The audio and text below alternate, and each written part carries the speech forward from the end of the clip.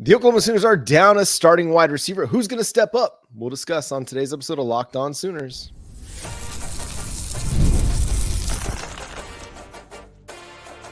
You are Locked On Sooners, your daily podcast on the Oklahoma Sooners. Part of the Locked On Podcast Network, your team every day. What's up, Sooner Nation? Welcome to Locked On Sooners, and thank you for making Locked On Sooners your first listen every single day. Today's episode is brought to you by FanDuel. Make every moment more. Right now, new customers get $150 in bonus bets guaranteed. That's $150. Win or lose, visit FanDuel.com/LockedOn to get started. My name is John Williams. You can follow me on Twitter at John9Williams. My buddies here is Josh Helmer. You can follow him at JoshOnRef. The show is at Locked On Sooners. And make sure you hit that subscribe button wherever you get your podcasts. Josh, the Oklahoma Sooners are down Jalil Farooq. That's kind of a story that came out late last week, and we hadn't really gotten a chance to touch on it yet, but it's a big blow. And I know people have a lasting impression from his Alamo Bowl performance with the 2 fumbles inside the red zone, another fumble during the regular season at least, and people were maybe a little bit down on Jalil Farooq, but this is still one of your most experienced wide receivers and a guy that has been fairly consistent, even if he has had some fumble issues. It's a big, big loss for the Sooners right now. And he's fractured the foot. He's done for the spring. And so you obviously worry, is the thing going to linger? And hopefully it does not. And hopefully, the good thing is, you get out of the spring, and obviously he's done in the spring, and you head into the summer, and he's got several months to just fully rested. It's not a Javante Barnes situation where you're fighting to try to come back, within a finite amount of time. You've got 3-4 months before the season really starts to be on the horizon, ramps up, kicks off, and then, 3 months away from, okay, it's time to really get going with fall camp, et cetera, et cetera. So you like that part about it for Farooq to heal up. He's not as pressed on time, but obviously, you like the scenario where Farooq is healthy and not hurt instead. Well, especially when you're already down Andrel Anthony, who's not going to be back until maybe fall camp, maybe sometime during the early part of the regular season. You're down Nick Anderson, who's been dinged up through a lot of this, off season so far. You just don't want to deal with injuries, and it does take a deep wide receiver core and it thins it out a little bit, but it does create opportunities for other people. The hope is the Jalil Farooq situation doesn't linger into the offseason, that the foot situation, which, feet are tricky. Feet are like backs. You start having problems with them, and it can create lingering problems as well, especially for a position like wide receiver that relies so much on footwork to create space and create openings and create explosiveness. So much of what they do, and most, every position at, the collegiate level, NFL level, high school level requires good feet. Every position does. But for wide receivers, it seems like it matters that much more. And so you hope that this does not linger for Jalil Farooq. Hopefully it's a quick return back to fall camp, and he's back in the starting lineup for the regular season. But it does create opportunities. And one of the guys that has seemingly made the most of this opportunity is a guy like Jaden Gibson, who, I don't know if I've seen an Oklahoma football highlight video that hasn't had a Jaden Gibson catch in it. He's just been that productive, and I think we're going to see a highlight reel breakout from this guy this season. I hope so. It'd be great to see. He's obviously big-bodied wide receiver, and we've seen some special things, just the types of grabs that he's made. Physically, he looks the part. So all of those sorts of tools are there, and now it's consistency. And I think for him, seeing results and production would go a long way. The truth of the matter for Oklahoma is, too, look, obviously it'd be better if Jalil Farooq was healthy and you weren't dealing with the foot fracture. And as you said, feet are like backs. It scares you a little bit that maybe it could be a lingering thing. But having said that, wide receiver, because of somebody like Jaden Gibson, because of what Nick Anderson became a season ago, because you went and got Deion Burks, because you've got Jaquez Petaway getting a year older and wiser. It does feel like if there was a position group for something to happen at for Oklahoma, that okay, well, this is better than, I don't know, insert whichever other position group. Corner, this would probably scare you if we got several months down the road and Gentry Williams had another setback, right? If there's one position group that you could sort of sustain an injury, this year it feels like maybe wide receiver is that group. But again, you say that with a little bit of caution, because one injury turns into two, turns into three, and all of a sudden now you got some problems. Yeah, thankfully, Emmett Jones has built up a wide receiver room that might be one of the deepest in the country, because we haven't even really talked about the true freshmen that are pretty impressive and are pretty talented in their own right. I mean, again, this creates opportunities for a guy like Zion Kearney, Ivan Carrion, KJ Daniels, Zion Raggins. Like, this is a really talented group of true freshmen that are going to get more reps in practice and in, team drills than they might not have gotten because of, a Jalil Farooq injury or Andrel Anthony's absence.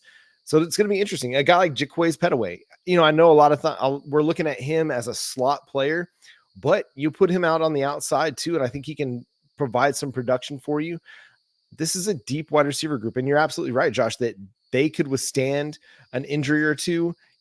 Again, you just hope that everybody who's getting those opportunities is going to step up and step into those roles, because they might be counted on in 2024 a little bit more than what they might have been projected to, because again, we don't know what Andrel Anthony's timeline is going to be like when we get to the fall.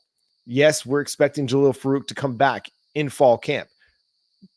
Who knows? I mean, I think we had expectations that Javonte Barnes was going to be good to go, throughout the offseason last year, and then it never really materialized for him. So having that depth is going to be paramount for the Sooners, and building that depth up over the rest of the offseason, with spring game coming, with, the offseason workouts that Jackson Arnold's going to do with his wide receiver crew, obviously summer workouts, and then with fall camp, it's all going to matter to make sure that wide receiver that is stepping into a starting role that might not have been projected to have one, that they're ready to go.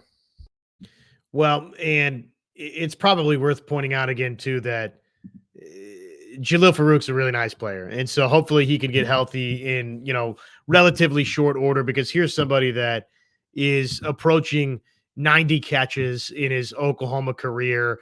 He's, over the 1,000 yard mark in his career at Oklahoma. He's actually eclipsed that over the last couple of seasons combined. He's done that. He's approaching double figure touchdowns over the last 2 seasons. So I will remain positive in terms of the depth for Oklahoma, but I also think because of the Alamo Bowl, we're quick to say, okay, no big deal with Jalil Farooq. And look, it's, not having Jalil Farooq around is a factor in a negative way for Oklahoma. You'd like to have Jalil Farooq available to go along with Nick Anderson and Deion Burks and on and on and on. So hopefully he heals up quickly, but it does provide, yes, opportunities for some guys I think that are really talented. All of these offseason reps are huge for a young quarterback to get on the same page, to get timing down, to get, a chemistry and a feel for each other down. Not having that opportunity to work with Jalil Farooq, that does hurt. And again, you mentioned the numbers, but the experience. I mean, this is a guy, the experience and the attitude, I think, matter too, because, amidst all the Lincoln Riley transition, turnover, Caleb Williams going to USC, Jalil Farooq, no, he was all in with Oklahoma and wanted to stick around. He wanted to be a part of this and wanted to see Oklahoma rebuilt. And I say rebuilt, but taken back to a level of success that everybody's accustomed to.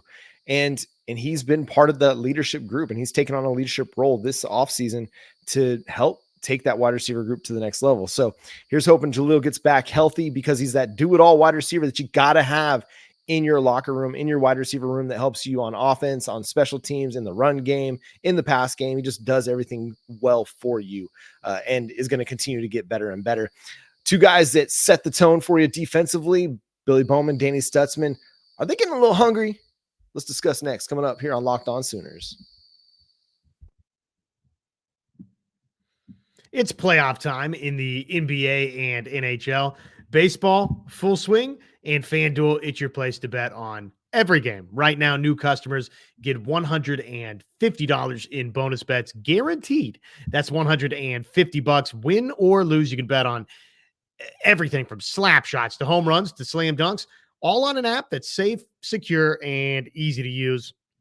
What are you waiting for? Visit FanDuel.com/locked on. Make your first bet an automatic W, an automatic win. FanDuel, America's #1 sportsbook. I've been told I'm a competitive person. Josh, do you think that's true? I would say so, sure. Yeah, I mean, we've all got a competitive side. Everybody does. And my competitive side is a big fan of Monopoly Go. I'm sure you've heard of it. It's been downloaded over 150 million times. 150 million times. It's a great twist on Monopoly where you play on not one, but hundreds of Monopoly boards in crazy locations, building up amazing cities that bring you big money. But the best part, it's messing with your friends. I can charge them rent on my iconic properties, just like classic Monopoly, but now I can also rob their vaults for riches for myself, and the leaderboards show me who the biggest Monopoly tycoon is. But it's not just my competitive side that loves it. You can team up with friends and people all around the world in time tournaments to earn huge rewards. So get in the game and join your friends. Download Monopoly Go, now free on the App Store or Google Play Store. Again, download Monopoly Go, the App Store or Google Play Store. And this season is huge for the Oklahoma Sooners. Obviously, moving into the SEC, that's the talk of the town, right? Everything is pointing toward that. Brent Venables has been building and developing this program for the SEC, but getting you ready to go are guys like Danny Stutsman and Billy Bowman, who are making their returns for another year after huge seasons with the Sooners in 2023. How big is it? Well, they met with ESPN. Brent Venables talked about it with ESPN, and they had some fantastic quotes in an article by Chris Lowe over there with the Worldwide Leader. But the one that really stuck out, Josh, is when Danny Stutsman talked about having very little jewelry in his trophy case, not having the level of success or not being able to hang a championship banner, alluding to the lack of conference titles since he's been in Norman, and how they had been on a pretty significant run up until he and a lot of this upperclassmen group had gotten to OU, and how there's a little bit of unfinished business. Here's the quote from Danny Stutsman. Quote, "Before I got here, Oklahoma won 6 Big 12 championships in a row. Coming here, you found out how hard it actually is to do something like that. I want to get Oklahoma back on that path. That's what the standard is. You look around in our indoor facility and all you see are banners. That's motivation every single day for us. These guys that have been here in this program, the guys coming in, we're very hungry. We're malnourished. There's not a lot of jewelry in my trophy case right now." That's well, first of all, the "we're malnourished" is, I put it on a t-shirt. It's outstanding, but it's also true. There's not jewelry in their trophy case right now, and that's not the Oklahoma football way. It's not been, and unfortunately for Danny Stutsman in this group, they've been a part of the teams that haven't been able to keep winning the Big 12 championship for Oklahoma. So all of that's true, and obviously it would mean a lot to him. I think it's, outside of the financial ramifications for both he and Billy Bowman to go out, perform, and enhance their draft stock, I do think there's a level of wanting to come back and leave Oklahoma the right way. And so, yes, hopefully there is some legitimate motivation there. And hopefully, because of the returns of Danny Stutsman and Billy Bowman, John, that's going to go a long way toward positioning Oklahoma to where they can be a serious factor in the SEC as soon as right now, year one. 100%. And it's the talent that matters. I mean, you've got to have talented players on your roster in order to be a competitive football team. And they were two of Oklahoma's best players last year on either side of the football. And it's not just the talent, but it's the experience that they have and the ups and downs that they've gone through. A lot of times the trials they help mold you into the player that you are. And so it's no surprise to see them have a breakout last year after going through the 2021 season and the transition away from Lincoln Riley and the 6-7 2022 season. All of that kind of built up, and that pressure and all of that created an environment that these two began to thrive going into last year. And we saw breakout seasons for both of them, Danny Stutsman and Billy Bowman. And Brent Venables talked about how, these guys are back for the right reasons and they're setting the right tone. There's a continuity aspect of it too, he says, but the best teams, best players, and best units are consistent. If there's something you're going to be good at, you better be consistent. And that side of the ball, defense in particular, was everything but consistent in 2023. And we saw that, they were really, really good for the first 7 games of the season. And then things kind of started to, I want to say, teeter off a little bit. They weren't as consistent. They weren't as sound defensively. Obviously you can go back to the Oklahoma State game, the Kansas game, UCF, TCU. There were a lot of games where that defense just didn't look quite right, but it's still a defense in development. It's not a finished product based on what we saw. And you can even say the Arizona game too.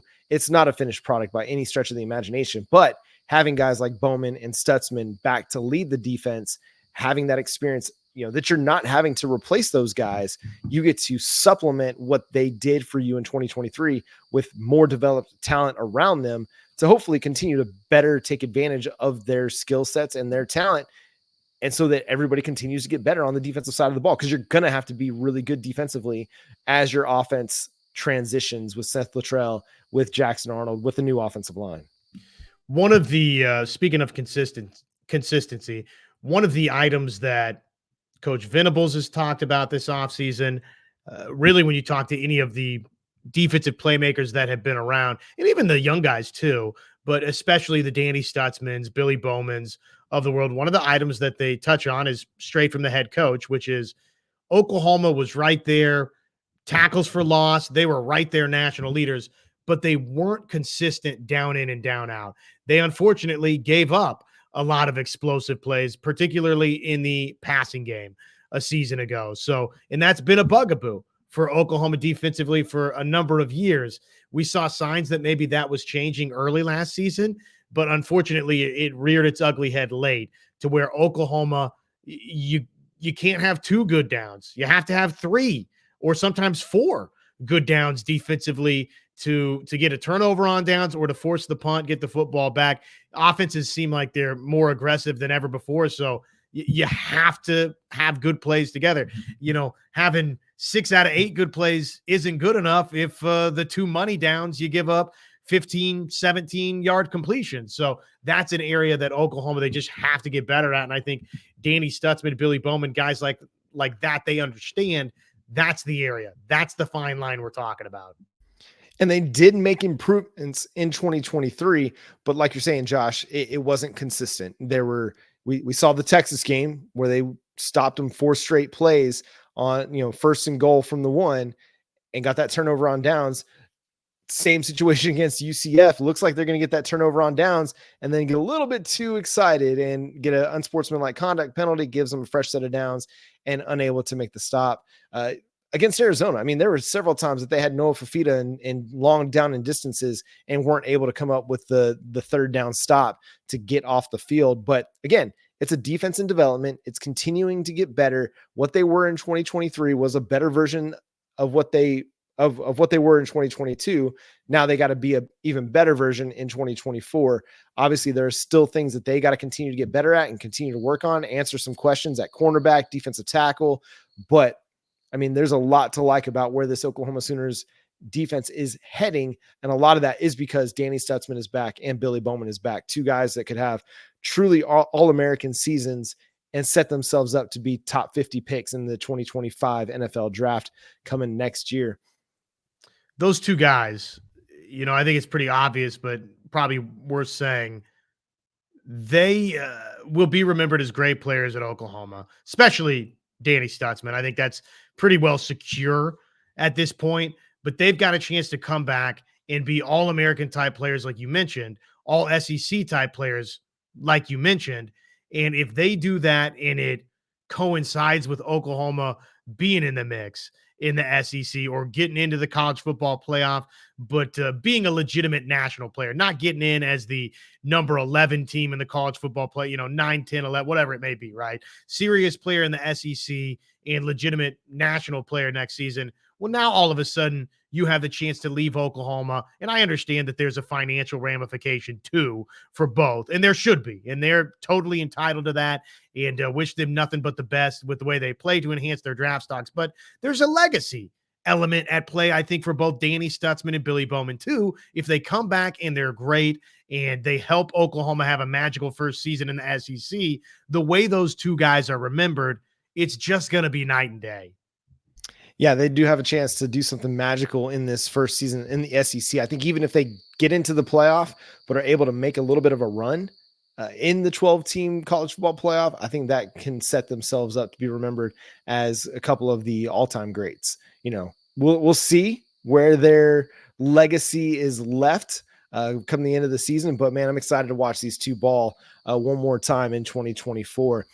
The transfer portal is reopening for the spring window, but the SEC rules apply. How is that going to affect and impact the Oklahoma Sooners? We'll discuss next, coming up here on Locked On Sooners.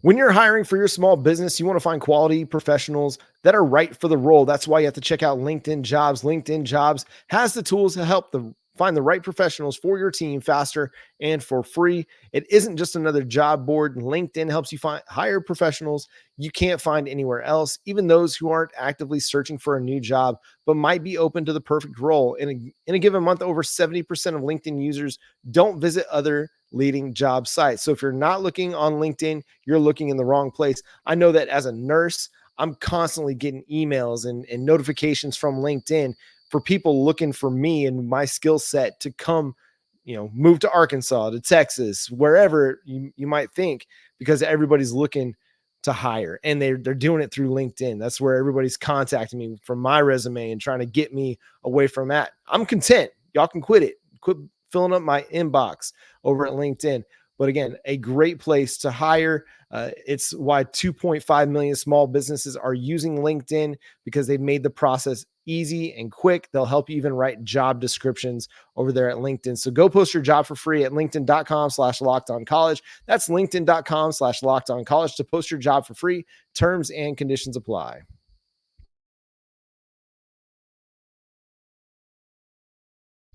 So Josh, the SEC rules will apply. This feels like a WWE contest where it's like, all right, no holds barred. But no, it's actually, we have a little bit of limitations to the transfer portal now that we're in the SEC, in that Oklahoma can't take anybody that transfers from the SEC or from an SEC team unless said player is willing to sit a year and give up a year of eligibility. So a little bit of a caveat to that.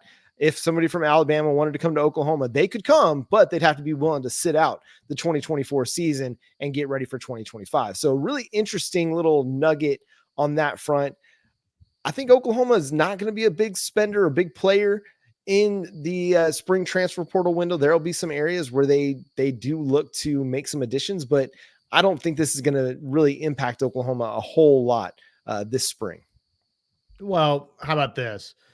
Texas has added players like Isaiah Bond, A.D. Mitchell.